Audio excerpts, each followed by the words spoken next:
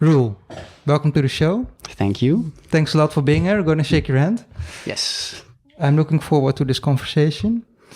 So why don't we start by you briefly introducing yourself about who you are? My name is Roel, 41 years old, dad of a 1-year-old. Yesterday turned 1. Congratulations. Thank you. Kind of a life shift. I work as a physiotherapist, manual therapist, did some studies there over the last few years. Since a few years also got more and more interested in personal development. Actually started a little bit longer ago, and now also have meditation business. So I teach meditation for companies and individuals, and have a coaching business as well, where I work more with energy and try to guide people through their life decisions. All right. And you talked about personal development. So maybe I'm interested in where did it all start? Yeah. The turning point for me was around 24. Up till then, I was a physiotherapist and a football player. And those were the two things where I actually was above average. So I got my confirmation from the external world to do those two things. So if I had a business card back then, that would say Roel, physiotherapist and football player. Cool. And you trained a lot? Football? It was indoor. So it was futsal. So it's not like where you have national publicity, but I was at a very good level. And actually, I was about to make the step one step higher. I was playing with people from the highest level in certain stages, and I think my level was good enough to do it. Yeah, to go there. And then I twisted my knee. Ooh. And that was I tore my cruciate ligaments. As a physiotherapist, I directly knew that was bad. But actually what happened, I was out for 2 years and half of my identity erased. So my business cards got torn into two pieces, and one piece was not existing anymore. And never came back? And no, I tried. After 2 years, I started football again, but I saw it more as work because I needed confirmation for my football. And that didn't work. So I didn't get back to my level. I played first class, hoofdklasse, but it was... I couldn't go there where I was used to go. How was that? Like, must be frustrating, right? Completely. I was more playing against myself than against the opponent. So that was very frustrating because I didn't get out of football what I used to get out of it. And then you also, I see a lot of things like these happening as well. Like at some point they get an injury and then they blame whatever. Like how did you ask questions to yourself? Like, why me? What if? I was more sad. I mean, at that moment it was tragedy. I mean, put this next to other people who were living in wars and stuff. It's of course completely piece of cake, right? But for me, in my limited life, it was tragedy. So me as an individual was like half-end, sort of, right?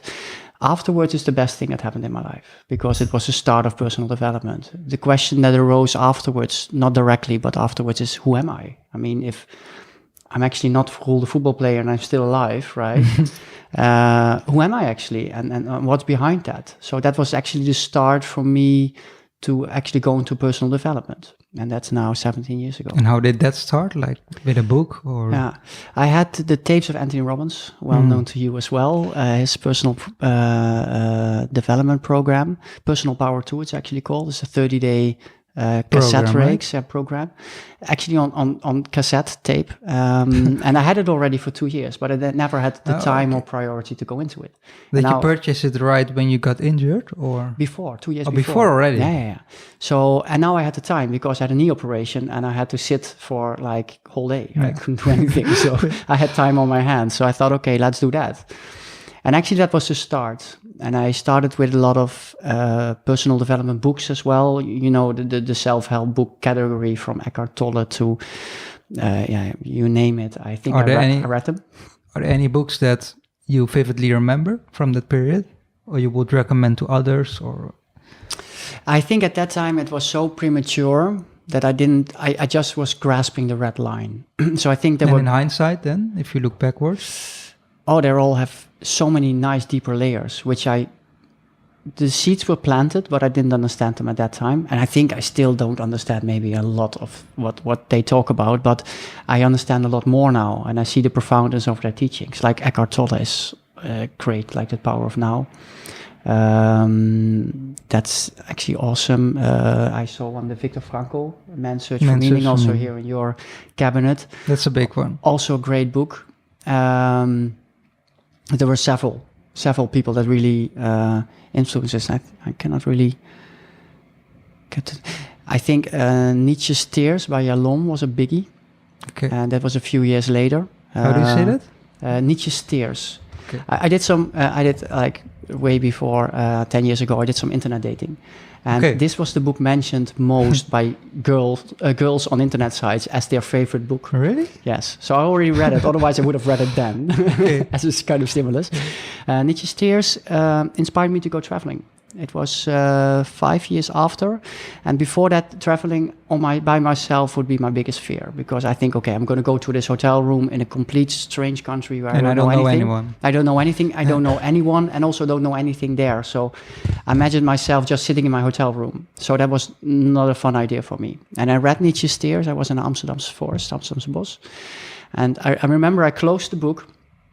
And this book is about a guy who found out that his life was kind of made in a way that he was supposed to do. He became a doctor because of his parents. He married a wife which his family gave him as a good choice, and so on and so on.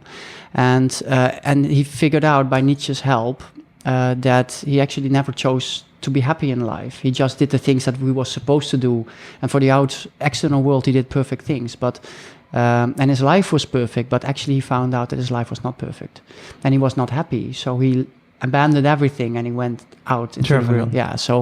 And for me that was a sign I have to go traveling. I don't know why. But could you resonate with the story yourself, or not per se? I don't know what resonated, but with all the big things in life, big changes I made, everyone was without thinking, and I was a thinker always. I had to plan it through. But the big things, moving to Amsterdam, I come from a little village in the south of Holland, Limburg. 5,000 people, small. When did you move to Amsterdam? 18 years old, with probably an emotional or adultness age of 16. I was like coming on the mother's wings towards the big city. Studying physiotherapy. I had no clue what a physiotherapist did the first day at my education. Starting traveling, starting meditating. All these things came by, I don't know, some kind of resonance. It vibrated that I had to do it, and I didn't think about it. So it kind of pulled. It pulled me towards it. But if I think afterwards, I think, why did I do that? Serendipity. Who knows? Yeah. It's some kind of pull towards something, and you know it's right, but you don't know why. So what age did you start traveling? 29. I finished the book, and I really felt that I had to do it. And then I know how these things work. Give it a week and you talk yourself out of it, right? So so you have to do it. So I gave me some social pressure. So I told all my friends. So that the pain was bigger, like the pleasure pain thing of Anthony Robbins, right? So I told all my friends, so the pain of disappointing them or like saying, no, I'm not going, was bigger than that actually going. I told my work, or asked my work, and they were pretty fine with it. So I had 3 months off, like 2 weeks after. And then I had something like, shit, now I have to go as well, right? I told everyone. And that was my biggest fear. Still, my head was completely aware that I was not like, there was a lot of insecurity there. So I made a 3-month travel. I went to Thailand, Cambodia, Australia, Fiji, Brazil, and back. So I really made the round trip in the world, which was awesome. And so since then, before small pause, we're going to continue after this question. So, is it time to bring the why question now into the equation, or came later? But these are all steps which I needed to get there. So just continue then. So you were traveling 3 months, and what were the things you did in those countries? Now, I think for you to get the story, I think aligned, which maybe for you made it clear, and also for the listeners. I did the whole self-help stuff after my knee injury, and I learned a lot. On my head, so that leaves all the blind spots for yourself alive, right? So I thought I figured out a lot about myself, and I learned a lot, but not the essential stuff, right? So, and then came the traveling, and in traveling I met Buddhism, and in Buddhism I actually started to go beyond the thinking part, the rational part. So You went to meditation. the lower, Yeah. to your heart. Yeah. So with meditation, you have no clue what actually is happening because it's working under the hood, right? So you know stuff what's happening, but a lot of things is also going into your unconscious level.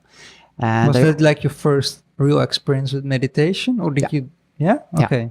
So my first meditation experience, and it's funny because I have a company now in meditation trainings, was on my third travel, I think. I had this regime I worked 5 months. I went a month of traveling. Worked 5 months, so I saw 40 countries in 10 years, different countries. Okay. So I was around a lot. And in one of my travels, I met Buddhism and also meditation. But I remember meditation was too hard, so I quit after 2 weeks. That was like way back. That was way back, 2008, I think. And later I went to a Buddhist center. I did yoga instead, like 2 hours a day. When I start something, I normally go into it. And then the meditation came on my path again when I went to a Buddhist center here in Amsterdam. And that's half a year later. And then this kind of meditation I felt worked for me. And then I really dove into it. I did, I think for 2 years, 2 to 2.5 hours a day. Every day I missed maybe 4 days. But was this was after Buddhist you meditation. travel? No, that was in the period of traveling. My period of traveling was like 7 to 10 years. Oh, now I see. This was kind of at the start. And a lot of my traveling also went to Buddhism afterwards. So I went to Buddhist courses all over the world, South America, all over Europe, Asia. So I combined that. Also did a lot of voluntary work in different countries.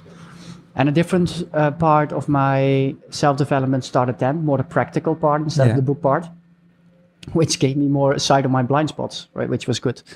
And then afterwards, I met a coach, Eva, who's a dear friend of mine, and still my coach, my life coach. And she really opened doors. And she really touched the spots where I couldn't get myself. And how old were you then? This was, I think, 7 or 8 years ago. Something like that. Like we're starting 33, something in that area. And this really opened doors. And this also gave me my why. What is my thing in life, right? And I really found out that making a real connection with people, this is what drives me. I mean, there's nothing that makes me happier than have a real in-depth connection with people. And I sucked at it. Sorry, can I use that word? Yeah, of course. I was lousy at it. Yeah. And because I never really learned this. In my upbringing, I never found that real connection. I think... okay. When I went back, I think at 18 or 19 years old, that was a friend of mine, Dan, which I encountered. It's the first time that I really felt completely seen the way I was and recognized the way I was. And afterwards, it developed more and more and more. And now it's the thing I'm working with. I changed the way I'm in my profession. I'm coaching in this stuff. But I really had to go from the complete spectrum. I see. Yeah. It's so funny. I also met a person called Dan, and then... Oh, really? Yeah, so I see a lot of similarities. Who knows? And I wasn't that good either at it. Yeah. But Dan was good at it, so he but learned me. Dan was good at it as well, my Dan. And the funny thing is, I asked my girlfriend, who's also a coach, Jamie, and she... I asked her, how could it be that your biggest life thing, right, that is so important for you, that you start in that kind of an outside of the spectrum before you get to the I'm not saying that I'm already there, but definitely improved on this, a lot on this basis, thanks to my friends and Eva and stuff, and Jamie, big time Jamie, my girlfriend. And she said the thing, very interesting, the way she explained this, that the thing you have to learn most, and you see this with all the big teachers and stuff, like with also Oprah Winfrey and Gandhi, they all started on the complete other side. So they got driven by it because they could develop on the whole spectrum. Yeah. So, and that makes sense to me, because if you have it on the whole spectrum, you experience in your whole spectrum. If you're good at it already, then you don't know how it is for people that are not good at it. So you can work with it less. That made complete sense for me. That's the first time I understood it. I have this phrase, which I think it's true. Like if you haven't faced I think adversity is a fuel, a catalyst for self-awareness. True. I think true. And it's the one thing that will really allow you, if you face it and in the right way, then you can go really fast and you learn a lot. But I think the first part in this spectrum for me, when I got there, definitely true, because this is my biggest drive now. Because if you don't face any adversity in life, then it's a real motivator, you know? Yeah. Adversity, definitely, yeah. But I had to figure out what it was that I needed in my life before it could inspire me. But since then, and also that adversity, definitely. And I didn't have big problems in my life, but But don't be the victim, you know? True. And that so you have to face it in the right way. Yeah, that's a choice you make. Yeah, is this defining me, my what happened to me, or? And again, I don't think I had a very hard life, but it definitely gave me more connection to what I was. Yeah. So you were talking about you really like to connect with people, right? Yeah. Do you ever since you stated that why for yourself, do you see change in your life with regards to this? Yeah, tremendous. Yeah. I mean, up till 38, I've been kind of single for my complete life, I think. I had relationships, but were short. And since I learned this stuff to connect, which is kind of an essential thing in the relationship, I guess. Of course. I mean, it did good in my job. I had like a house, I had a good wage, I had friends, everything worked out fine. And for the outside world, I was having a great life. But relationships didn't really work out. But I really had to learn this connection stuff a little bit better. Okay. And then Jamie came along, which is my big inspiration and the most important person in my life, together with my daughter now. And she really opened it up more. But I think if I hadn't made that steps, I couldn't. There would have been no Jamie in my life, and my work changed. Every aspect of my life changed. Yeah, definitely because. Of and this. then we met also through a mutual friend. Yeah, that's funny how it goes. Yeah, right? It's a small world. Yeah. Yeah. So you talked earlier about meditation and Buddhism. I also saw you did things with NLP and like holistic energy, quantum touch, stuff like that. Yeah. Can we maybe briefly talk about these things? Yeah. What does it mean for you? I think there were all steps on the way. I discovered Reiki through my mom, which at first I was completely opposite. I thought like kind of airy-fairy bullshitty stuff. I also told my mom that I didn't believe in it. Were you like I didn't want to believe it. But were you someone who always wants scientific proof for everything, or not per se? For me, it was more insecurity. So I needed to have something I knew, and Reiki I didn't know. So that was... It's not familiar, right? Yeah, it was scary, I think. I didn't want to go there because it was also completely opposite of what I learned in school, right? I'm a Westernly trained physiotherapist, right? Reiki is... But they bullshit you at school, right? Yeah, I don't know if they bullshitted me in school, but like there's a lot of things in school that you learn that maybe is like, and the practical part is different. Yeah, true. But I needed these steps along the way, and Reiki was one of them, and quantum touch is all working with energy. And actually, that's one of the essence parts which I do now with coaching. I think energy is, for me, that's a central thing. I think also if you look at science, that everything is energy in a way. And with the bullshitting at school, we learn to think in matter. So whatever you can measure, measure, right? So. But matter, actually, if you look closer into it, and that's what Buddha said already, and a lot of old philosophers and spiritual teachers, that matter doesn't really exist, right? And if you look with a microscope now... That's interesting.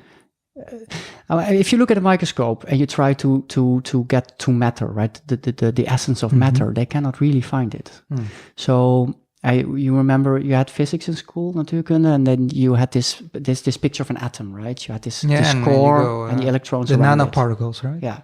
Sorry, the nanoparticles. The smallest part? Or even smaller, I think. Yeah, that's. But it's when you look at the atom, you have the core and the electrons around it, right? Proton, neutron. Yeah, proton, neutron in the core and electrons around it, and but you see 99.9%, even more, is empty, right? There's nothing, right? It's not. The matter is so small, and when they divided the core, they cut it to quarks, and they say it's sort of the same thing. So actually, if you look very closely into matter, like a table or whatever, you see kind of the same thing if you look through a telescope in the universe. There's every now and then something that looks like matter, but there's a lot of empty space. And then you can say, okay, that's nothingness, but that wouldn't really explain if my hands touch each other, why it Normally they would go through each other, right? If it's 99.9% emptiness. And and the empty space is probably more energy, right? And it's kind of like, how I understand it, like magnets. When they go towards each other and have the same poles going towards each other, they push each other away, or they attract each other. And this energy is what keeps the moon in the place where it is, and also makes this bounce when I put my hands together. And also I think energy is the thing that drives you. That's your life force. I mean, I think what I always find interesting, if you see these two players in a Wimbledon final and they play this 5-setter and you see them exhausted. It's like gladiators. Yes. And but the one who wins at the end jumps up and parties till late in the night and has like this abundance of energy, where the one who loses after the last points, he goes to the floor and it's a hard time to get up, right? And there's both guys are fit. This is not just a physical thing, right? And the amount of energy when you're in love and those kind of things. So I think and we don't learn that in school. And I think it's a driving force in our life. Also, when you have noticed this, so if you're flying with an airplane, then and you look outside of the window, when the sun is shining, that's what I learned at least. You see those kind of small things, and that's energy. Could be. It's the same if you look at a tree which has a lot of sun on it. You see like, they call it prana, but it's the same as energy or ki. Yeah. Have you heard of it? Or I mean, Reiki. I got my master's degree in it, where you work with energy. Ki is energy, and Tai Chi, Qigong, Chinese medicine just works with energy, right? The Chinese medicine is in their approach maybe simpler than the West. They say Qi is going to your body, and wherever you have problems, the Qi is not flowing, or it's flowing too much. So there's too much or not enough energy. And with these acupuncture points, for instance, the meridians, they influence this energy and make the problem go away. So the whole Eastern philosophy is much more based on the energy part, instead of where's the muscle, where's the joint, where's the organ, and where's the nerve. Yeah. They don't really work with that. What about meditation? Like I know you do a lot with meditation. Yeah. Why do you think people? First question: do you think people can benefit from meditating? Everybody. No, okay. Of course. All right. Reaching for my own. No, I think meditation is great, especially nowadays. The mental stress we get is so much more than it used to be when we're living in the most crowded. The mobile phone. Mobile phone, it's like a lot of huge changes. Impulses. I mean, just if you look at the statistics, I mean, mental problems since 2014 are bigger than physical problems. If you look at work, suicide sick rates, leave, and those kind of things. I mean, it's mentally that we get in trouble, and we get so much stimuli, and we don't have a break anymore. Because what we call relaxation nowadays has a screen, mostly. Which is not relaxing at all. That's why I don't have a screen here. Yeah, it's more stimuli. I mean, if you want relaxation, you have less stimuli instead of more. And what we do is we just are distracted of the things we are stimulated with, which is not like a solution. Yeah, without judging, it's like you watch television because you don't have to think about anything else. And it gives you a relaxation feeling. And it allows you to not think about problems. Yeah. You know? Because I'm busy with work, so I want to have time off of work. I want to relax, so I watch television. So you're not busy with work anymore. Yeah. But that's not relaxation for your brain, because you throw more input, and that adds up. And if you want to really relax, it's like, for instance, when you go into nature or do yoga or those kind of things, that relaxes you. And also sport is also more stimuli, right, for your body. And it can give you also this relaxation feeling, but it's again doing stuff and to activating the body, right? Yeah. And to consciously not do anything. That's actually what meditation is. You sit down, you close your eyes in most cases, and you say, okay, I'm going to pause now. I'm seeing all the stimuli. I'm feeling maybe the ache in my knee. I hear the noise of the neighbors. I have these thoughts and feelings coming, but I let them be for a moment. That's how Buddhism. That's from the Buddhism, right? Oh, this is meditation. I think meditation. Buddhism uses meditation, but it's the same. There's a lot of different meditations. Oh, right? Extremely. But the core is the same. I think is going inward, and and tuning. It's not like tuning off; it's tuning in. There's Buddhist meditation, and there's also within Buddhist meditation enormous varieties. Do you know Vipassana? Yeah. Vipassana meditation. Yeah. That's. It sounds like you just described. You just let things be and you notice it. Yeah, that's what Vipassana does. And there's two kind of big ways of meditating. I think if you take all the meditations together, and I think a lot of things what they nowadays say is meditation is not really meditation, by the way, that you find on YouTube. But you have open awareness meditation, and you just sit and you are aware of everything that's there, and you keep it there, and you're just in open awareness. Very hard. And you also have focused attention. This is also what in science they use, this dividends.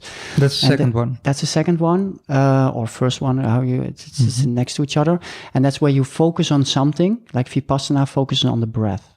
So you put your attention somewhere to let it rest. And the breath is one thing, but you can also use a mantra. That's a few syllables or words which you repeat, or a little sentence. Or you visualize something, or you take a candle and you focus on the flame. So your attention goes somewhere, so it's not distracted that much. And that are, I think, and every form of meditation is somehow fitting in one of the two most. And what is for the other one, you focus on one thing specifically, and the other one, and you just open, and you let everything be. And what is the biggest difference in outcome, or is it the same? I think both bring you results. Also, science, I think, shows that. Which one is more scientific based? Or? I think the focus attention, because the most science is done nowadays in mindfulness meditation, and mindfulness meditation is focused on your body or your breath or something. So that's a focus attention. Is it also easier to do as a beginner? Yeah, that's when I started. No, it was also there's also focus attention, but it's much easier. Now because people when you do the open awareness, and there's a lot of impulses, and your mind is like all over the place, right? That's why they call it the monkey mind. So we are used to go with triggers, and this is normal because this is biological. I mean, if you would go from the idea that we came from the jungle somewhere, right? We lived in the jungle, and we had to be alert for triggers, right? Every sound hunter and gatherers. Was a potential threat, right? So we still have that in us. So with meditation, two things can happen: or you can fall asleep, or you can be distracted by something, right? And you try to be in the middle. Be aware enough to see the distractions and not go with them, and be relaxed enough and relaxed enough also to not go with them, and aware enough to not fall asleep, actually. And it's easier when you focus on something, because this is what the tendency of our mind already is. Okay, so and to be open is difficult. Yeah. And when people did a meditation, can you give what happened in after those minutes in the brain or in the physiology of the person if they did it? It calms down. And actually what you see in brain scans is that the mental activity calms down. And normally, and this is the big pitfall, normally during meditation it can be a storm. And you're so aware of your own mental stream, which is like Disneyland, like my Buddhist Lama teacher used to call that. And you think, okay, this is not working. Sometimes even people come to me after 2 or 3 months and say, I have more feelings and more thoughts than before. This stuff is really not working, right? It can be just more frightening aware. As well. Yeah, could be also disturbing and but after the meditation, and this is the big one, you almost always feel more relaxed. And this is where you should judge your meditation on. So what happens, because you're very deliberately trying to let all the impulses which comes from internal thoughts, feelings, pain in my knee, and external sounds from the neighbors or on the street, you let that be, and you're very conscious of being present in the here and now. That's a big one, being present. Yeah, and here and now, there's not that much going on. Right? If I look to the here and now, I'm talking to you. I don't have to think about my tax papers or what I have to do in shopping and I have to do for work. And if you can be just with here and now, I think you'd eliminate like 97% of everything that's going on, or maybe even much more. So that's why meditation brings relaxation, I think. And you give meditation classes, right? Yeah. So which one of the two do you do, or both? Focus attention. Focus definitely. attention. As I sometimes put a little bit open awareness in it at certain moments, but it's more focus attention because it's so much easier and more graspable, I think. Yeah. So I will put the details how people can find you on the podcast page, blah blah. So to wrap it up, maybe what kind of routines do you have in your life, habits? I mainly work with I try to keep my energy as high as possible, because I think that is what giving me the life force and the focus and being able to do as much as I want. So I get up at 5. I do an hour of meditation. Consistently? Yeah, since I have a daughter, yes. Okay, that's your excuse. Because at 6:30, my day, there's no more time for meditation. Okay. I love her, but she takes also a little bit of my attention. Yeah. So this is my routine since I have a kid. Okay. So from 5 to 6 is meditation, and then I do 20 minutes of exercises, 50 push-ups and 50 prostrations, which is an all Tibetan exercise, which also keeps me physically fit, right? And I work on the mental part. This is what I do every day. And I also put the Wim Hof breathing, which is also very familiar for you, right? I also put that in between before I do my push-ups. And a cold shower as well, right? The bath. Yeah, I sometimes leave a bath at night, and I leave it because my shower doesn't go below 18 degrees, so I don't think that's very hardcore. So it doesn't do the trick. So it's so I leave a bath at evening, or every now and then if my daughter goes into bath, and I go in the morning. I do that, I think, once a month or something. That's the Wim Hof stuff, which I still do, and I try to be present during the day, and also meditate in breaks and those kind of things. And also meditate also to keep my energy high. I meditate on my own body energy and the energy in the surroundings, which can sound pretty airy-fairy, but it's kind of concrete if you go into it. And that's my routines. And you eat consciously? Oh yeah, I eat vegan. I started with vegetarian because it was better for my health. At first, it was a pretty selfish reason.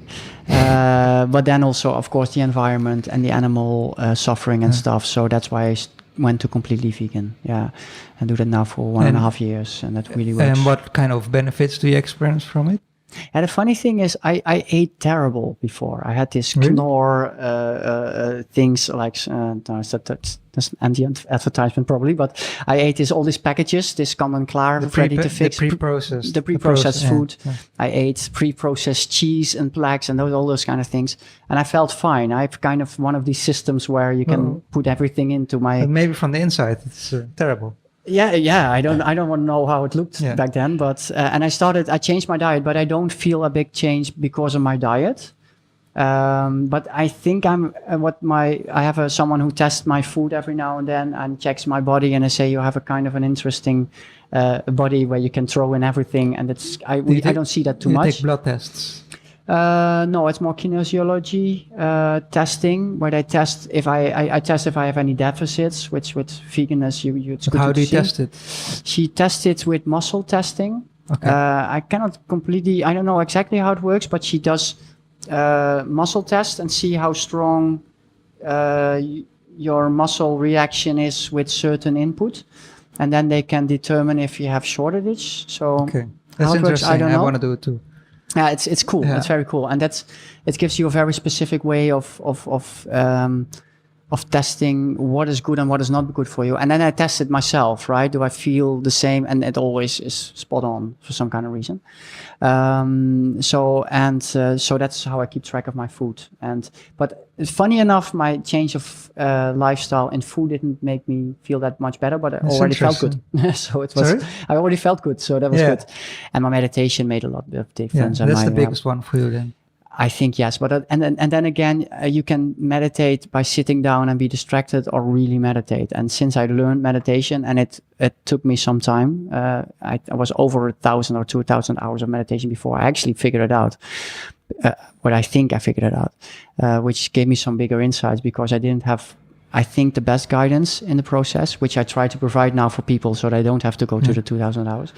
When I really learned how to meditate, also partly because of Eva, my coach, I got really great benefits. Before it also worked, but the extra percentages went up when I really applied the technique how it should be. Yeah. All right. Roel, I want to really thank you for sharing your insights. Thank you for having me. Yeah, I wish you all the best. It was a pleasant conversation. I Likewise. wish you all the best with your meditation school and your other companies and connecting with other people. Yeah, thanks, man. So thank you and see you later. Appreciate it.